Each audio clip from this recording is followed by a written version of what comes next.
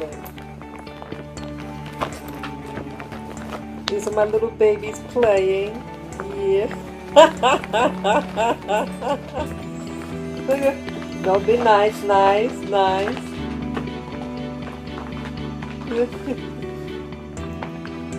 Little doggy. Hey, my little doggy. Yeah, I love you guys. These are my little babies. Yes. See, they're real active right now. Look at them. These are my little ones. I think about how blessed I really am to have these guys with me. Yeah. They get real lively sometimes, especially this one here. She's the quiet one. Look at that. I love them. Look at them. Look at that. Look at those face. Be nice. Nice. See, that's Lily over there. She's protective over this one. Yeah. She's the baby. Well, she's not the baby, but she acts like the baby of the bunch. This one here. And this is my little Lavy boy. And this is my little Lily. Yeah. I am so blessed to have these dogs. I went out today to my cousin's baby's first birthday. And I was gone like for 4 or 5 hours. When I got home, I was crying because I miss my little dogs. These dogs are really, you know, they're unconditional in their love. You could get angry or whatever, but they're loyal. These are really good guys. I really benefit by having my little dogs. Okay. Yeah. They're really good guys here. And here I was going to do a video about politics and everything. But I guess, you know, to start off the video like this, that, you know, they're reminding me, hey, don't get so serious and everything. And life is what it is. And I can't change life. It is what it is. You deal with the deck of cards that you have. And I wanted to do a video about the social climate. I think what's happening now is that I'm seeing a lot of changes in the environment, my immediate environment. And when I see changes, I want to try to understand how come things are happening what I see. And it's nothing on the surface very serious, but it's something that I notice. And I think sometimes when I see things I don't really understand, I get a little anxious. I remember 2 weeks ago, I was at the park by the water, the Hudson River, and when I was leaving, I noticed there was a very large number of people from South Asia.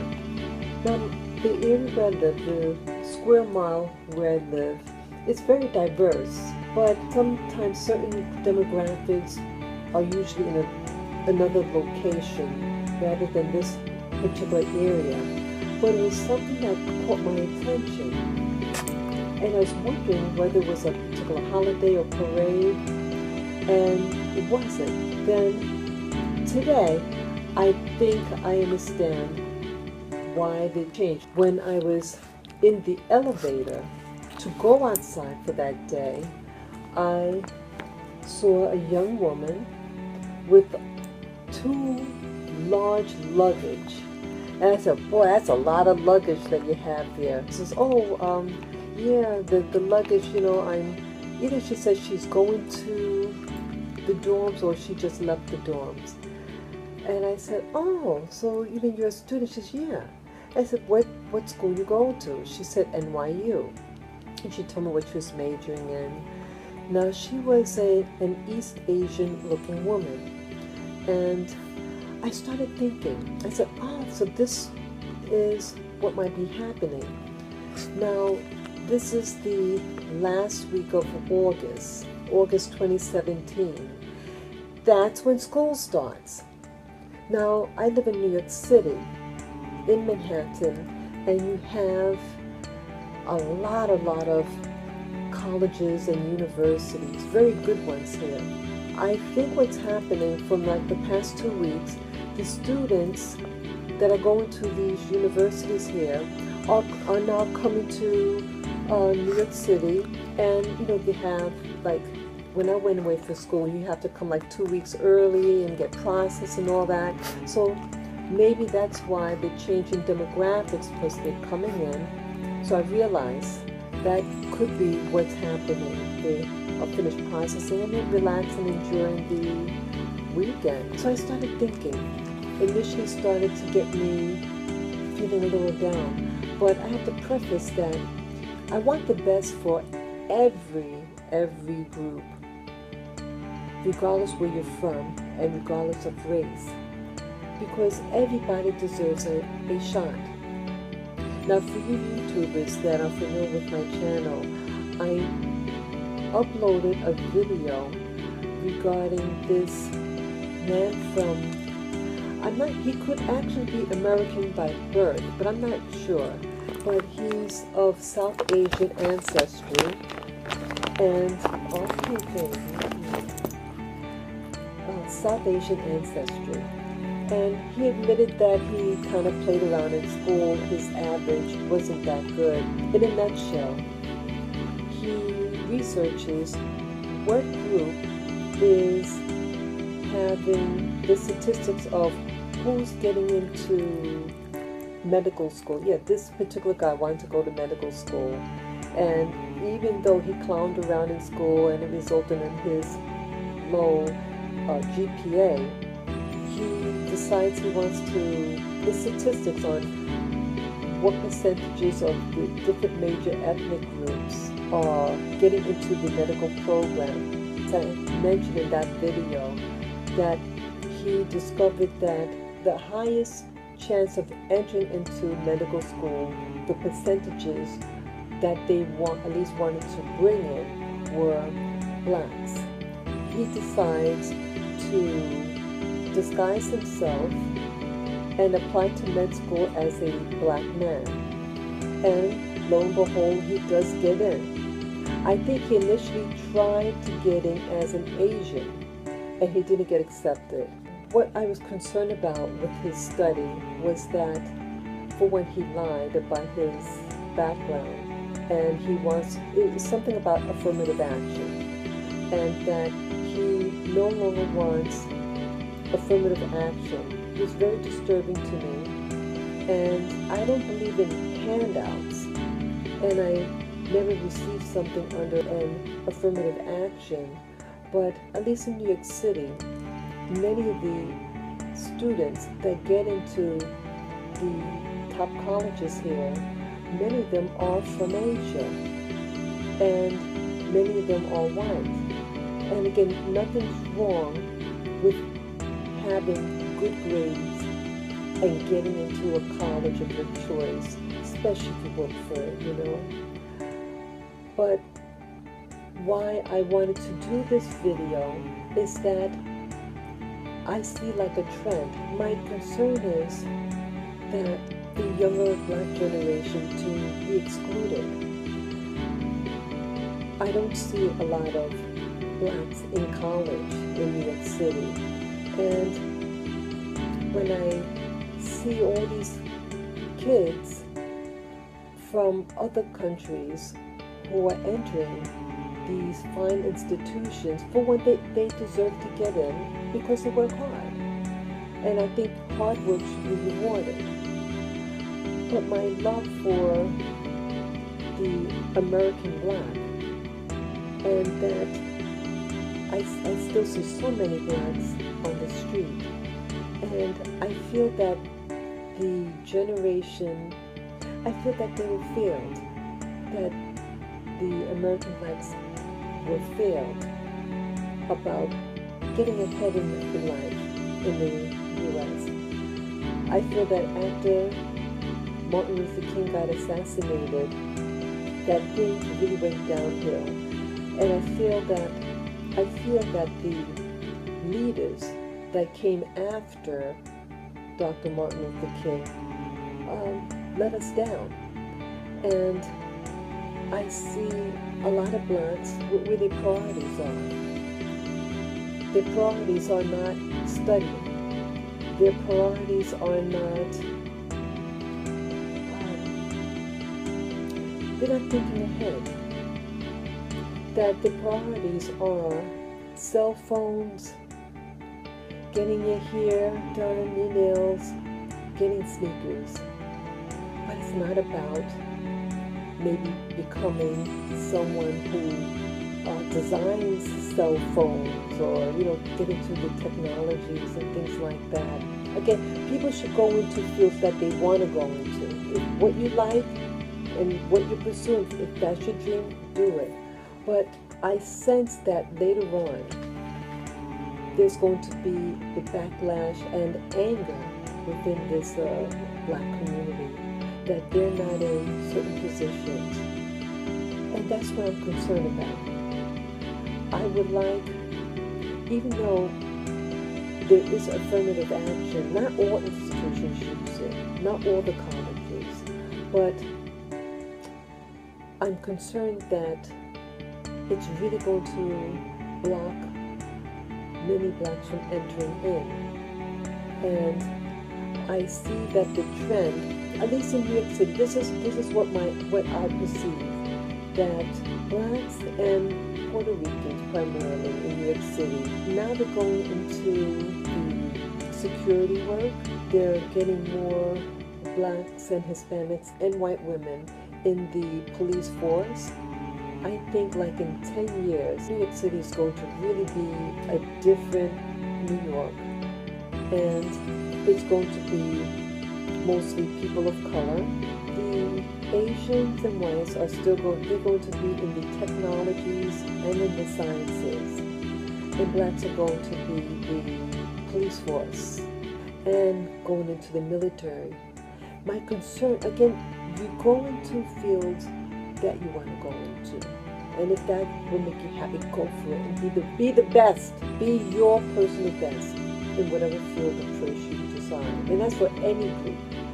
But I just feel that even though I am military, I served in the Navy, I feel that certain fields, they don't mind blacks or Hispanics to go into.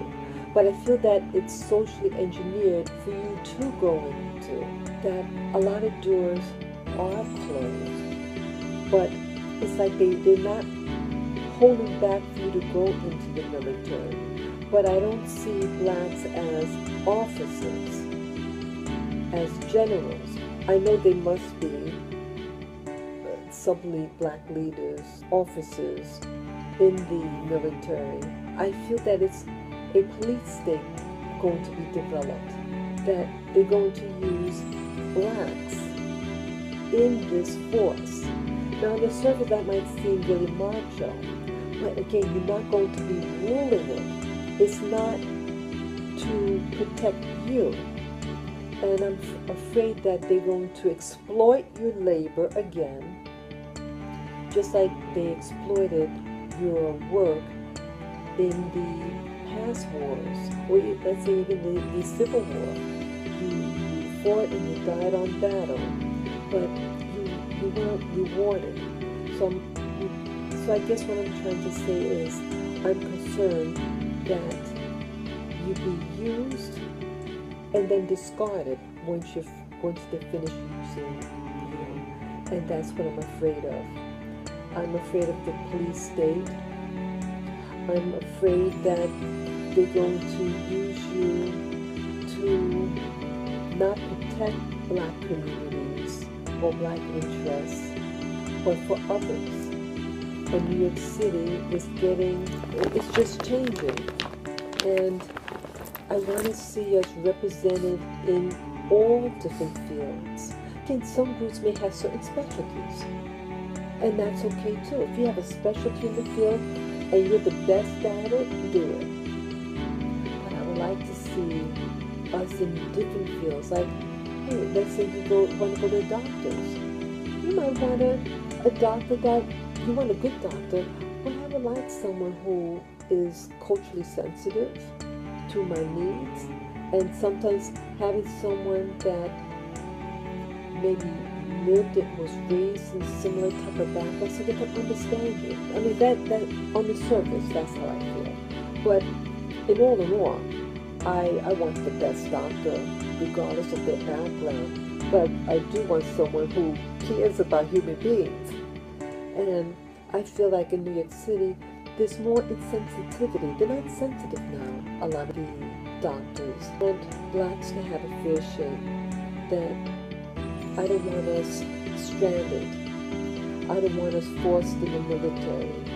And it's like you're always helping somebody else, that you're assisting someone else's nation, but not you. When you leave the military, oftentimes you're left with nothing, no home to come back to. And it made me start to think about what's happening in Saudi Arabia and regions around there. You know, they're still kidnapping black people in the Arab world. And you know who they use in their police force in Saudi? These tall black men from Africa. And you know what else? They cut their private parts off. They're like eunuchs. They're not respected. And it's sad. And so that's what I'm afraid about. The Middle East, that's an extreme exploitation of black labor.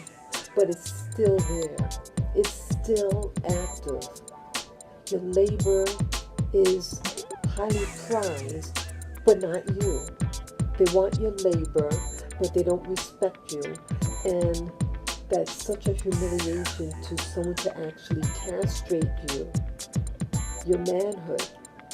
And again, they're being used to protect the Arabs' interests and not people from that guy's community. And I don't want that to happen to you. So what am I saying? I'm saying that if you don't want your labor to be exploited, you have to start instructing your children. Instruct your children the importance of education, and an education to serve in the community that you decide to live in. And that it will be able to protect itself and to protect its interests.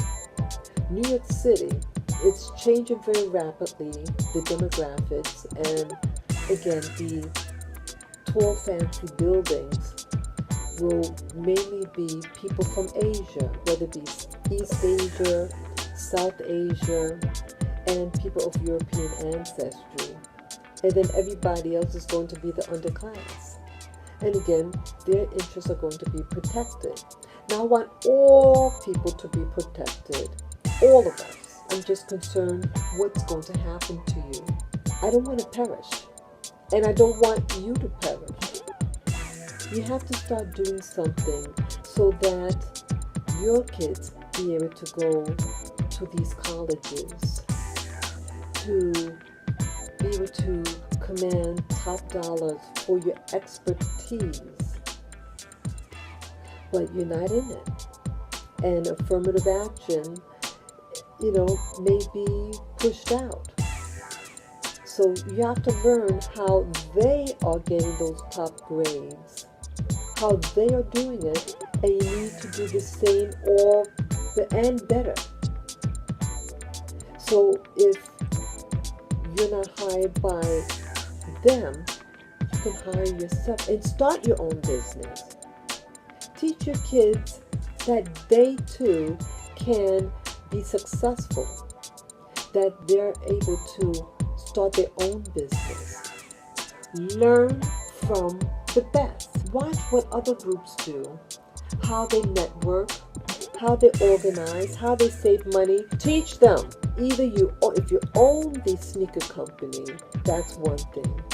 But just being a consumer of those goods is not helping you.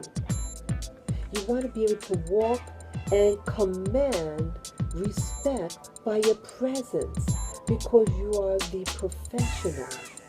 You stand and walk with dignity and with wisdom and knowledge and integrity. You need all those things. You don't want to be the laughing matter, of society. So don't be jealous when you see other people in these universities and you're not in. Find out what you did wrong and how you can correct it. Or start your own community, build it from scratch, and something that would be of comfort to you and that will protect you. Learn how to protect your interests. So I know I'm rambling here, but I hope you get the essence of this message.